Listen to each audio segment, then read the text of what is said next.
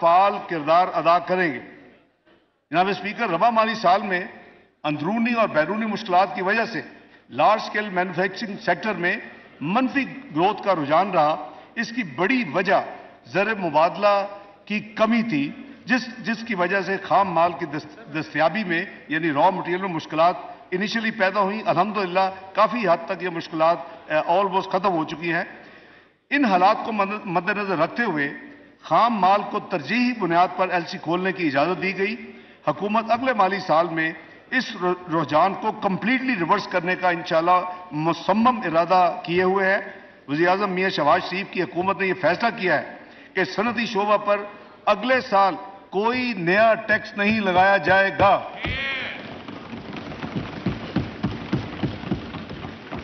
اسی طرح عالمی منڈیوں میں قیمتوں کی گراوٹ، ترقیاتی ممالک میں انوینٹری بلڈ اپ میں کمی اور ملک میں خام مال کی بہتر دستیابی کی وجہ سے انشاءاللہ آنے والے سال میں لارج سکیل مینوفیکچرنگ سیکٹر میں بھی بہتری آئے گی۔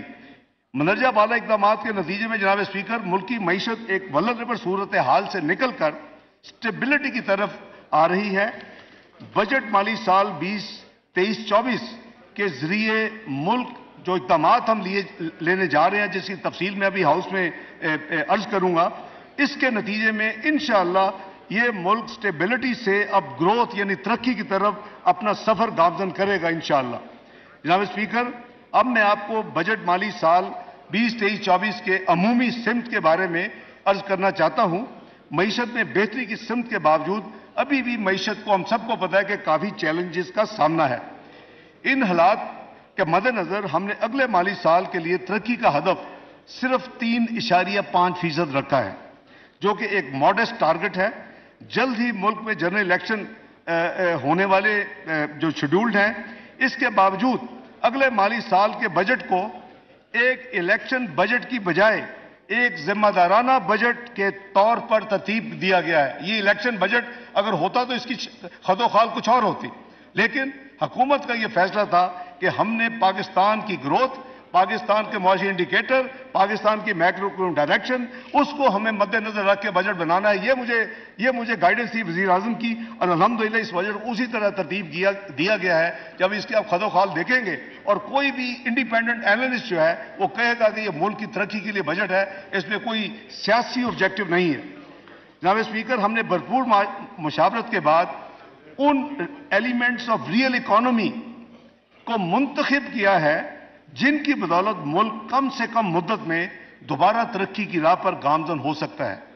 بجٹ تجاویز میں ہماری ترجیح ڈرائیورز آف گروتھ ہے، جس کی میں اب تفصیل جو ہے وہ میں پیش کرتا ہوں۔ سب سے پہلے ایگریکلچر یعنی زراعت کا شعبہ، اس کا ملکی معیشت میں ریڑھ کی ہڈی کی حیثیت ہے۔ اگلے مالی سال میں اس شعبے کے لیے مندرجہ ذیل اقدامات کرنے کی تجاویز ہے۔ زرعی قرضوں کی حد کو جو اس سال وزیر اعظم نے اپ سکیل کر کے 1800 ارب لے کے گئے تھے، اس کو بڑھا کر 2250 ارب کیا جا رہا ہے زرعی قرضے۔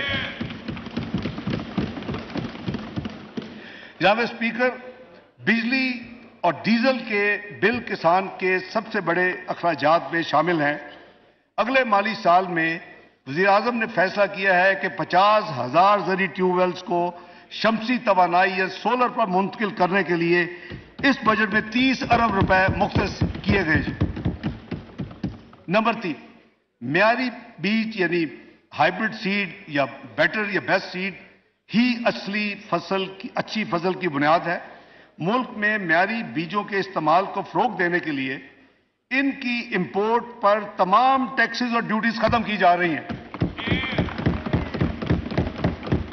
اس طرح سیپلنگز کی درآمد یعنی امپورٹ پر بھی کسٹم ڈیوٹی ختم کی جا رہی ہے۔ موسمی تبدیلی کی وجہ سے ہارویسٹنگ کی مدت کم سے کم ہوتی جا رہی ہے۔ ان کے ساتھ ساتھ اگر کسان نے تیسری فصل بھی اٹھانی ہے، اس کے لیے ضروری ہے کہ پکی ہوئی فصل کو جلد سے جلد اس کو سنبھال لے۔ اس کے لیے حکومت نے فیصلہ کیا ہے کہ کمبائن ہارویسٹرز کی ضرورت ہے، اور اس کے استعمال کو فروغ دینے کے لیے یہ فیصلہ ہے کہ اس پہ تمام ڈیوٹیز اور ٹیکسز کو ختم کر دیا جائے۔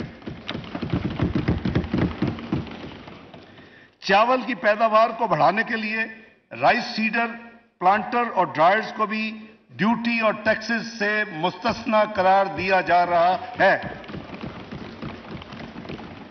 जनाब स्पीकर, एग्रो इंडस्ट्री यानी एग्रीकल्चर से जो इंडस्ट्री रिलेट करती है, ये देही मईशत में इनकलाब लाने की सलाहियत रखती है।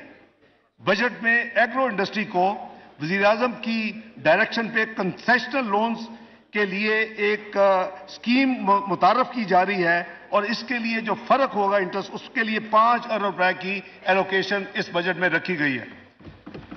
जनाब स्पीकर, ज़री इजनास की असल वैल्यू एडिशन उनकी प्रोसेसिंग में है। इसमें इजनास बिलखुसूस फल और सब्जियों के ज़ाया होने का एहतमाल भी कम किया जा सकता है। इसके अलावा फूड प्रोसेसिंग यूनिट्स रोजगार के मौके भी फराहम करते हैं। इस तनाजुर में यह फैसला किया गया है कि देही इलाकों में लगाए जाने वाले तमाम एग्रो बेस्ड यूनिट्स जो इंडस्ट्रियल यूनिट्स होंगे, जिनका सालाना टर्नओवर पहले बहुत थोड़ा था, वो पहले 25 करोड़ था, 80 करोड़ रुपए तक होगा, उनके तमाम टैक्सेस 5 साल के लिए एग्जम्प्ट होंगे। जनाब स्पीकर, इसी तरह बिजनेस और एग्रीकल्चर लोन स्कीम मुतारफ की जा रही है। ये जो PM youth business and agriculture loan scheme है, इसके तहत छोटे और दरमियाने दर्जे के आसान कर्जों को जारी रखा जाएगा और इस मकसद के लिए अगले माली साल में यानी 2023-24 में मार्कअप सब्सिडी के लिए, क्योंकि ये कंसेशनल और सस्ते हैं, तो हुकूमत पाकिस्तान इसका डिफरेंशियल फिर पे करती है। इसके लिए इस बजट में 10 अरब मुख्तस किए जा रहे हैं। दरामदी यूरिया खाद जो है, इस पर सब्सिडी के लिए अगले साल भी $6 अरब एलोकेट किए जा रहे हैं। जनाब स्पीकर, पैदावारी सलाहियत में इजाफे के लिए छोटे किसानों को कम मार्कअप पर यानी कम मुनाफा पर सूबाई हुकूमतों की शराकत से कर्जा जात फराम किए जाएंगे। इस बात में हुकूमत ने फैसला किया है कि 10 अरब रुपए की खती रकम मुख्तस की जाए, जो कि इसके बजट में एलोकेटेड है। ये जनाब, मैंने ये जो आपको इतनी लंबी लिस्ट एग्रीकल्चर के बारे में दी है, मैं समझता हूं कि अल्लाह के फजल करम से वज़ीर आज़म की जो विजन है और जो इस हुकूमत का एक प्लान है, अल्लाह ने चाहा तो इसके बड़े जल्दी, क्योंकि ये एक ऐसा सेक्टर है आपको बहुत जल्द आपको डिविडेंड मिलते हैं। इसकी जो गेस्टेशन पीरियड है वो महीनों में है, वो सालों में नहीं है, जैसे कि इंडस्ट्री लगाने में 2-3 साल लग जाते हैं। तो इंशाअल्लाह पाकिस्तान को इन तमाम इक़दामात जो कि काबीना ने मंजूर किए हैं, वज़ीर आज़म शहबाज शरीफ की इनिशिएटिव थे, आज की मंजूरी के बाद मैं ये पेश कर रहा हूं। तो दूसरा जो मेजर जो सेक्टर है जिसमें यह हुकूमत समझती है कि पाकिस्तान बड़ा लीप फॉरवर्ड, बड़ी तेजी से